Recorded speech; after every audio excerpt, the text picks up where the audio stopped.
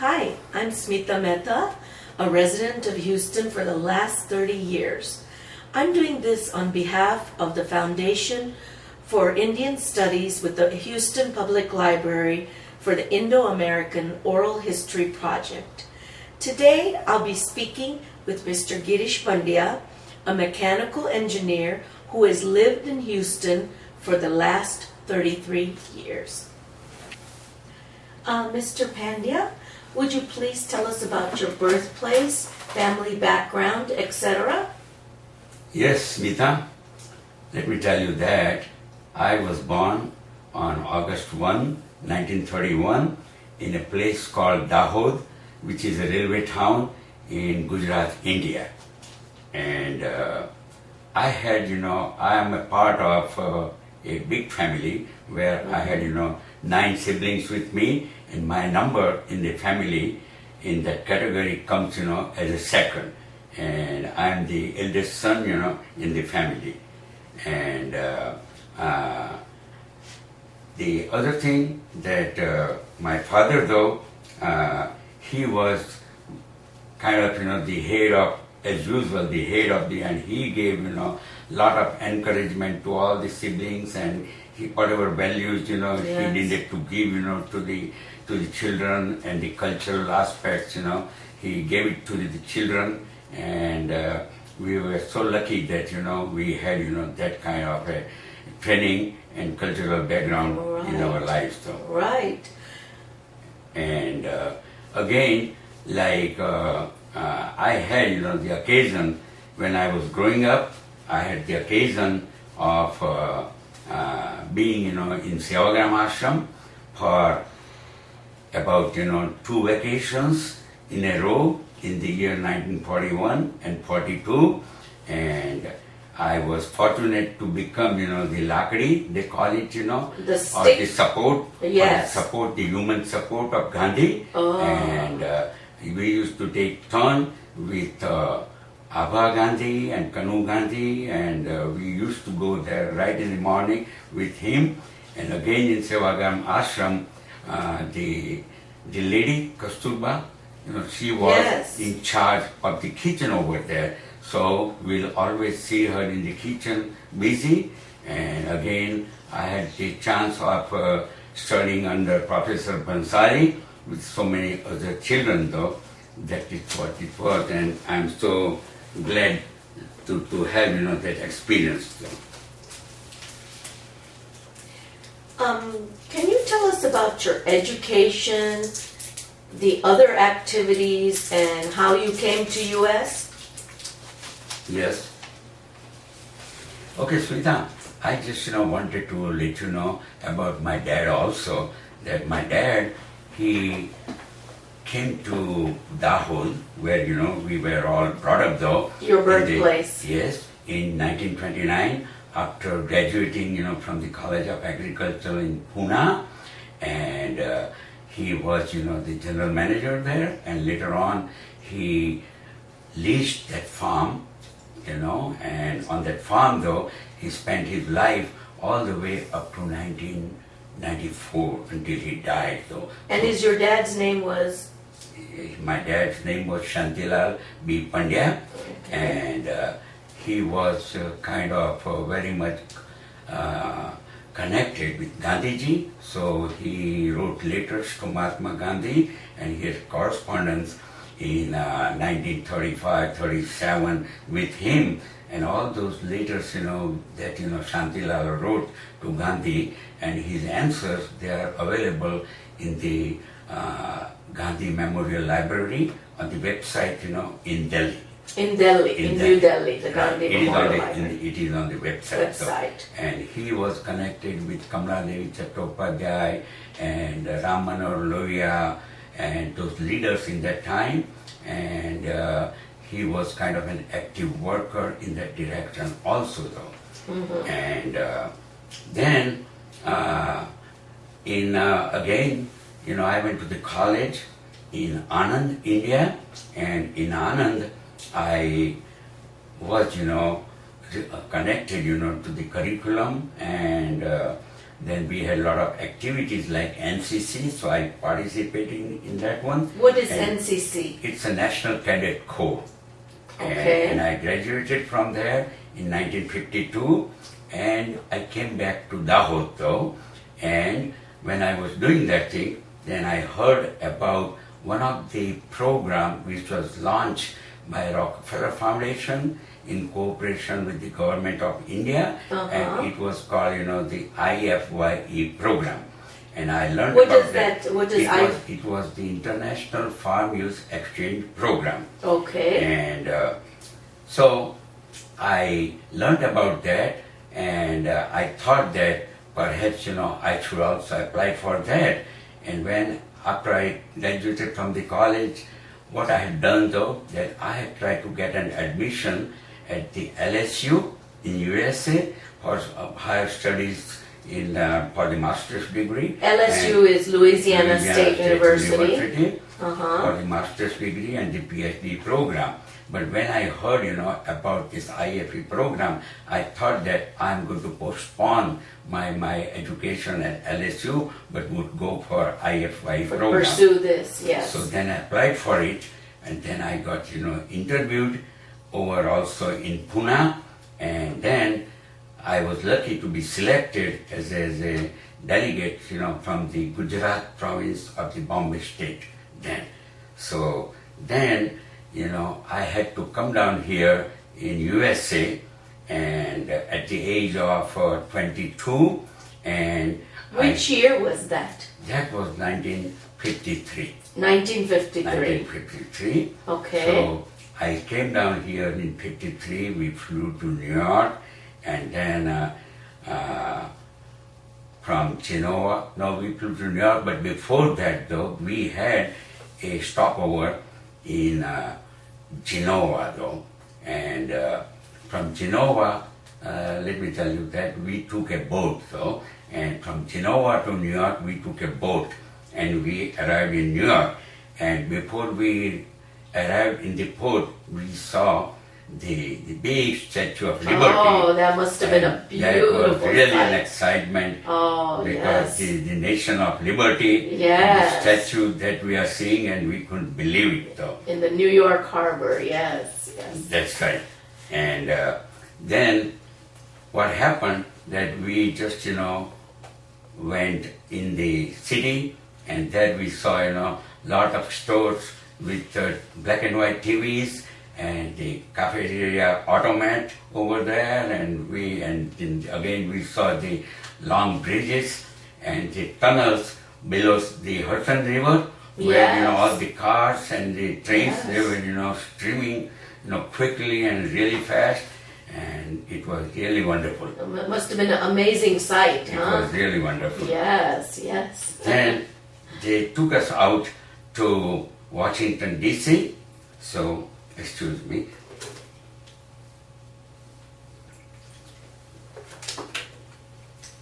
So they took us out to Washington DC, and there we saw the President of the United Nations General Assembly, Mrs. Vijayalakshmi Pandit, who was from India, and her office was located on the 38th floor of the United Nations building. I'm sorry, that was in New York though, before we Right. went up to Washington though. Right. And so she gave us the visit over there, and it was, really wonderful, to see her over there, in the top of that, United Nations building. Then we came to Washington, and in Washington we had the dinner with the ambassador of India, Mehta. And later on, the Rockefeller Foundation, they organized our trip to see the TVA Valley program, Tennessee Valley Authority programs, where they had contained the floods by making the dams, on the river Tennessee. Right. And they put us there in Knoxville, Tennessee. And one thing, I was surprised there that at that time in 53 it was obvious, but we had to come to face though, that at the campus in Knoxville though, Yes. we saw the bathrooms where it said, white and then the other bathrooms said colored, and we Colored, did not have the yes. idea. But on the campus there were no students, and it was vacation, Right. so it was all right. But they had the bathrooms like that That's at right. that time. But it was wonderful to see the dam and all the natural beauty of Tennessee. Right. Then we were stationed under that program in the states of Ohio and Kansas, where we stayed with the families. Host Host families, about 5 of them, and they were meticulously, picked up by the U.S. government and the Rockefeller Foundation, who were really active in the community. Now those host families, they took us out in the public and made us give the presentation to the crowds though, and that included some of the high schools, Rotary clubs, farm bureaus, then the camps of the portage clubs in different parts over there during that time. In the And surrounding that was- areas. And that was, really wonderful experience, and whatever goodwill and brotherhood, was generated between India and America during our visits, directly with the people, it was really unremarkable. It must have been a wonderful experience, Yes, it was, extremely memorable though. Yes. And then we returned after this trip and all that thing. There was an evaluation, and then I had an option to stay over there though to attend LSU for my education, but it was my moral duty to come back over here and to give the message to the Indian public, my own Indian public, that what I learned and how the people in the United States, how good they were, and what the goodwill message, they have given to me. Right. I wanted to return that message to India. So that is why I came back. You though. came back to India. Right. How much of after, when was that you had returned? We came before 1 year. So that program was, for 1 year. So Yes. we came, before the end of 54. Before the end of 54. Right. Very interesting, Mr. Pandya. What did you do in 1954 to 1961 before your permanent return back to USA? Well, later on, as I said, it was my duty to go around in the people and convey the message, goodwill message that, I had received from USA and convey it to my own people there. So that's why I went in different places like the high schools and the other organizations like Rotary clubs there and other institutions, and gave the presentation that, how was my experience. About your experiences That's in America. Right, and it was just like a goodwill ambassador to India from America. Right. And during this time, I had got the occasion to be on a radio program also that was called the All India Radio Baroda Ahmedabad station, and they offered me a spot, in a radio talk where I would go regularly and tell about America to all the Indian listeners. So it was also a great opportunity to spread the information about Absolutely. America. Yes. Then again, what I did though, that as I was interested in the humanity and to help, the other people, so that way I wanted to help the people around me and all the people in the township.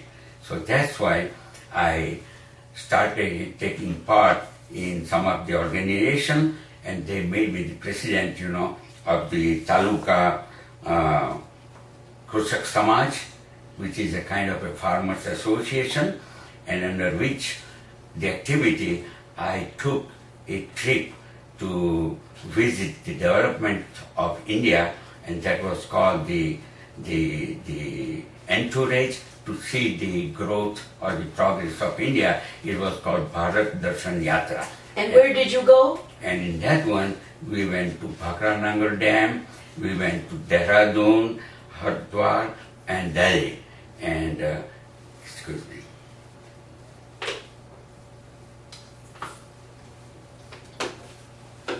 in Delhi, government of India was so kind enough to give all these farmers, 500 farmers, a free trip around the metropolitan Delhi.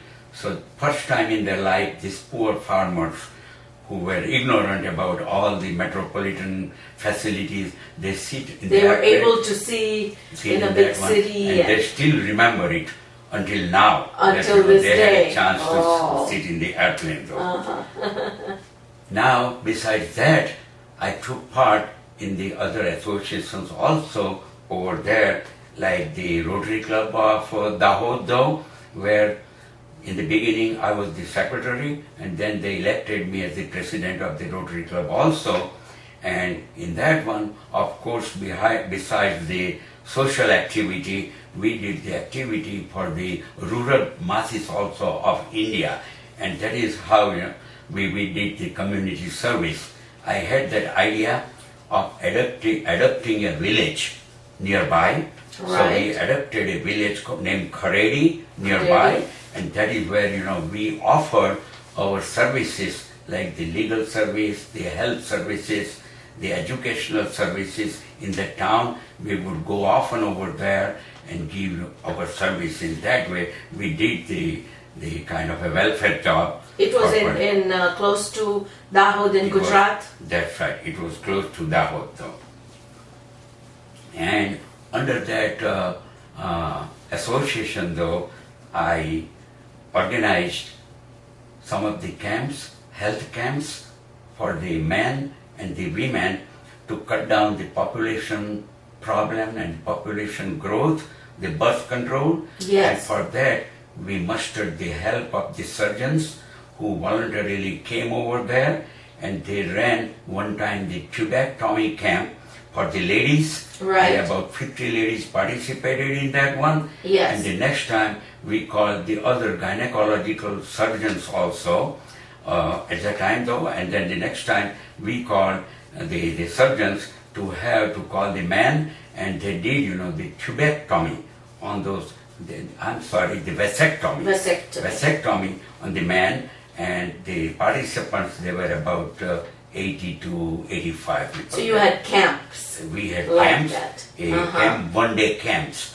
where we had treated these people. So that was the kind of the work I did after going over there though. I understand you were in your mid-20s in 1954 to 1961 Correct. in India. How is your personal life? Well, I was unmarried until 54, and then during that time though, I just decided that I'm going to get married, and that was also my grandfather. He wanted me to get married, so then I got married in 55 to Girish Pandya, and she was going in the college, so she finished her college, and we had 2 children in 1958. That was the birth of my daughter Smita, and in 1959 my younger son Amit, he was born though. And meanwhile, from 54 to 61, that was a span of 7 years. Yes. So I helped my dad in farming and In Dahod. and did a lot of developments like planting the orchard over there and efficiently managing that farm. Which place in was Dahod, this? it was called Pandya Farm. Pandya Farm. Yes, that is Okay. where I planted the orchard. Right. I just did the initial part of the production of the hybrid seed though, and casually my father, he took it over the whole thing, and he also took up the same cause of hybrid production as well as serving the people, and he went to Delhi also to lead one of the association which was called Krisak Samaj though, and government of India, they awarded on him the title of Padma Shri in 1968 though, later on, and V.V. Giri, the president at that time, he presented that award to him though. And this award was for helping in the Green Revolution of India. So that way, in those years, earlier years, I also started the hybrid production, and then they carried on and continued and progressed in the production of hybrid seed. But that way, our income also had a big impact, positive impact on the total number, volume though, and that was really good. So when did you come to the USA for the second time? And explain to me, Mr. Pandya, what kind of difficulties you encountered as a non-white. Excuse me, Smita. In 61 though, as I was doing farming over there and working at the Rotary Club, giving my voluntary service, I was still thinking that I need to come back to USA to take up the education for the master's degree and the postgraduate work. So that's why I decided to come down to USA.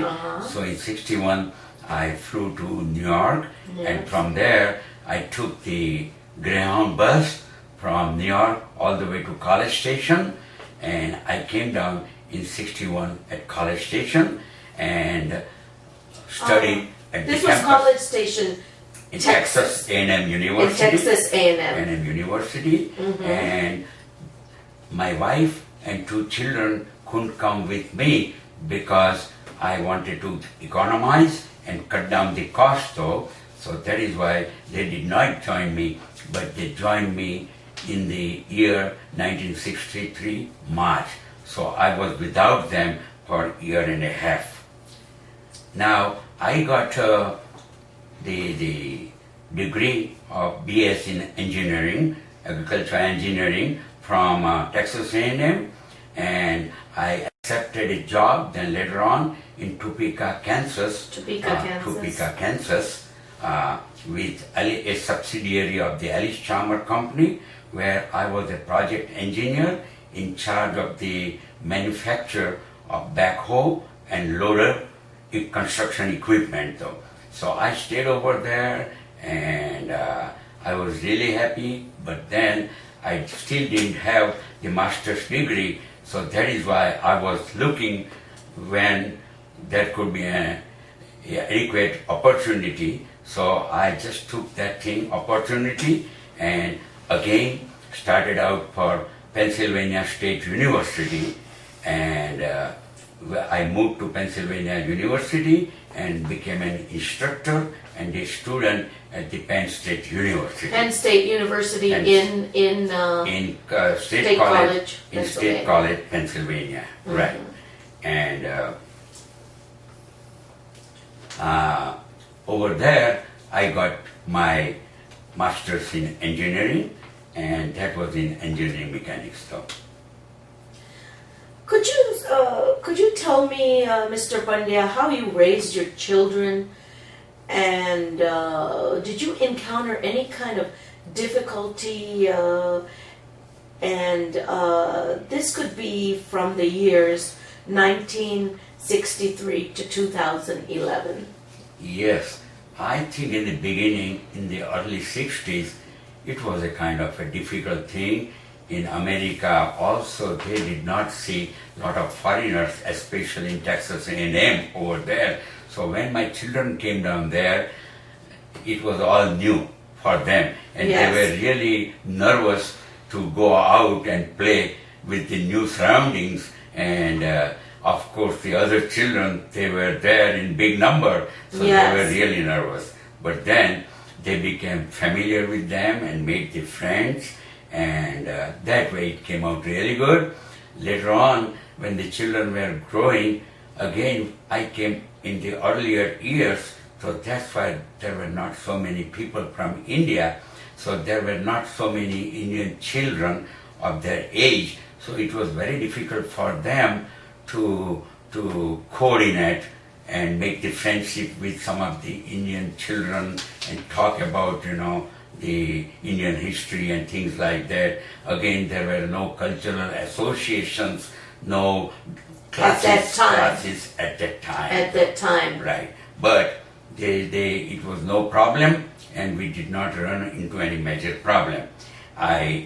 For the matter of, especially for the real reason, so that they can learn the Indian culture, I sent them for 1 year in 1970 to India. Both of my children to India, and they stayed over there for 1 year, and it was really good experience for them, and it added a lot of cultural values for them. Right. How many Yes. How many children in total did you have, Mr. Pandya? I had 3 children. I had, first, as I said, Smita, born in 58, and then after she came down here, she went to U of H, got, the degree, BBA at U of H, and then married later on in 1980 to a radiologist from India, Mehta, and they've got 2 children. The first one is Ishani, and the son is Suril. The same way, my son Amit, he came down here. He also became the graduate of UFH, and then got his MD degree from Southwestern Medical College in Dallas, and he married a friend from UFH named Alma, and he married her in 82, and they had children also, 2 children. They have 2 children. The first one is Anil, and the next one is Alberto. Now my youngest son, excuse me.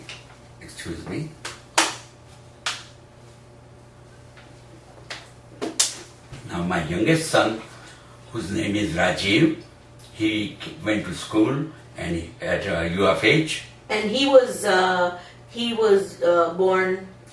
Yes, he was born in Bryan, Texas in 1964. Mm-hmm. And so he grew up and he went to U of H and got his degree, BSEE, and then MBA also from U of H, and he married a Indian girl from Ohio named Hina, and she got her MD from Ohio State University, and they've got 2 daughters, Shivani and Janvi. Oh, what a nice family. Thank you. Mr. Pandya, so tell me a little bit about your career and social life. How was that? Well, if you recall, the Immigration Act was passed in 1965, and I was working at that time for Ellis Chalmers in Topeka, Kansas. Yes. So they applied for my whole family for the visa, permanent visa. And as soon as this law came into being in 66, I got, my green card.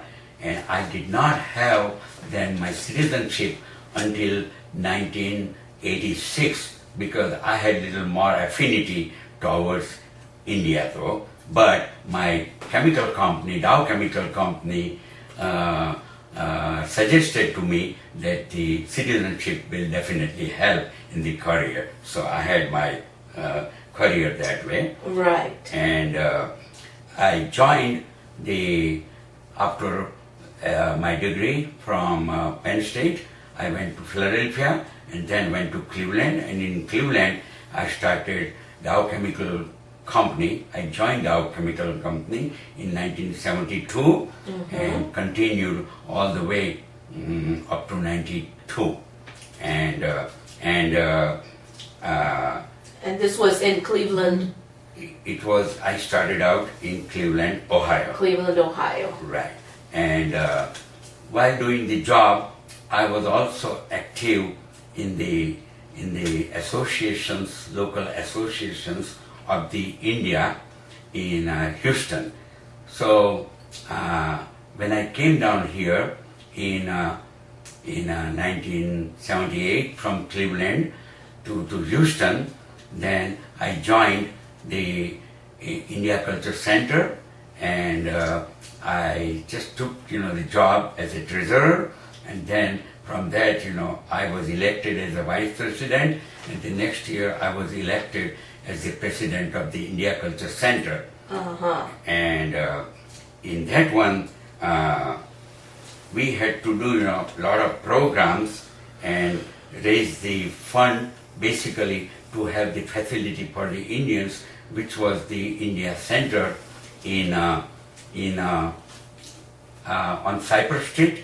So because I was a treasurer and did a lot of fundraising, and we bought the land and the house there on Cypress Street, and during that time I had the occasion to host our Indian ambassadors like Narayanan, K. Narayanan, who became the President of India also later on, and had the occasion to meet Jail Singh also, So that was a great opportunity, I think.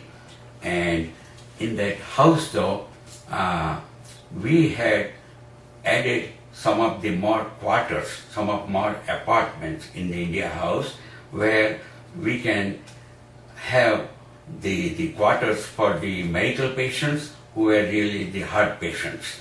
So in that one we had the heart patients living free.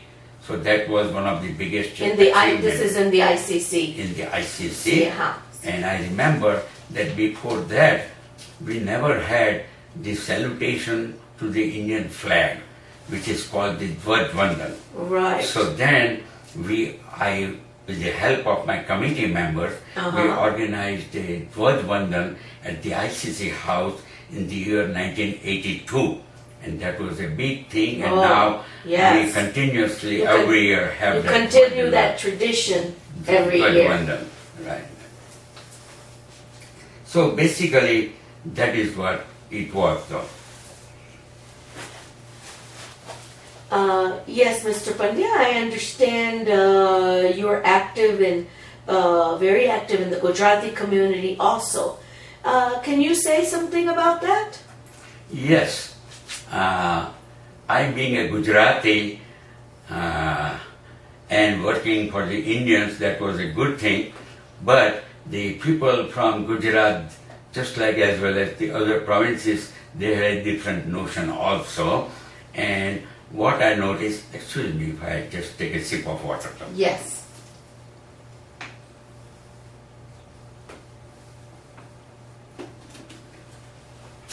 They had a notion that India is separate and provinces they are also separate, that kind of a thing, and there was a little question about the unity in the interaction. So that is why I thought that from the ICC I'm going to go to the Gujarati community and have more kind of an unity and remove that provincialism which existed in all the states over there. So that is why I contested the election there as a president and got majority votes in 1984, and I became the president of the Gujarati Samaj. The Gujarati Samaj, right. Of Greater Houston. And during that time, we had a working committee of 16, and we all decided that we are going to do something which is going to be a kind of a milestone for the Gujarati Samaj.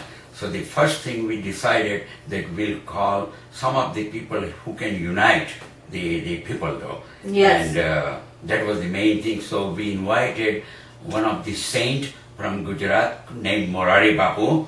So we had the Morari Bapu come in, and that was the first time he stepped on the soil of United States and in the city of Houston. First in Houston. And his first katha, which was a 9-day Ram Katha, it was organized in Houston. In Houston. Which year was this, This Mr. was 1984. 1984? Yes, and the tempo and the tempo of the people, it was so great that they became all united, Oh. and they donated also lots of money. So we collected the money, and that money later on came to a lot of help as a seed money when we went ahead and bought a Mahatma Gandhi Community Center in 1987. 1987. We bought the community Mahatma center. Gandhi. Right. And besides that, though, the way I was running my committee was in a very democratic business way. We had the method of running an organization and the meeting in a professional way, like the project management. So each committee member will be assigned a project or a task, and he will be whole and soul. He'll be responsible for the success or the failure of the project. So that way everybody paid a lot of attention, and that way all our projects all throughout the 12 years, they were very, very successful. And that system is still continued until 2011. Oh, that's very nice. Besides that, our organization being Gujarati Samaj, being so infant, our constitution also needed a lot of improvements because of the need of the day as well as the growth of the membership. So that is why we had to revise our constitution blatantly. We had to revise it thoroughly. Yes. So that is why I have had to have the general body meetings 9 times and invite the people, have the discussion, run the meeting for 3-4 hours every time, and that way we revise the constitution in a very manageable and efficient way. And that is, more or less that's the same constitution. We are using it with little more additions and subtractions. But Today. that is what, Yes. one of the achievements. And this way I thought that we brought a lot of unity amongst Indians. Yes. And about the masses over here, though, I have been very active at work also with our associations, the employee associations in Cleveland as well as here. And I am kind of very active in the homeowner associations also, and I happen to be on the board of trustees of the Sugar Lakes Homeowner Association for 2 years, and that is where I gave my service. So basically this is what it is, and this is my kind of a life story. Thank you, Mr. Pandya.